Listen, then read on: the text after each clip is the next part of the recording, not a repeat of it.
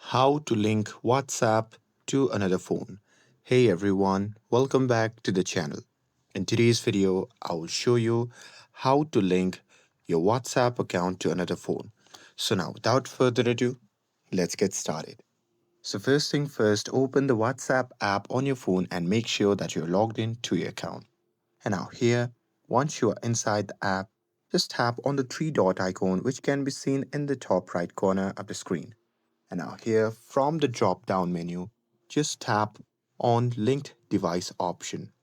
And here in this section, just tap on link a device button, and once you tap on it, your camera will open automatically.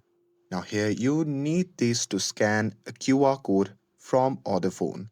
So here on the second phone, simply open the WhatsApp and make sure to not log in with any account in there. So here at the login screen, if you go on to agree and continue on the page where you need to enter the phone number, just tap on the three dot icon which can be seen in the top right corner of the screen.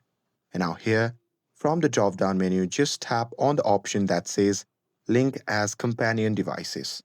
And now here in the scanner code, just scan the code, and after that your WhatsApp chat will load on the second device automatically. And that's it.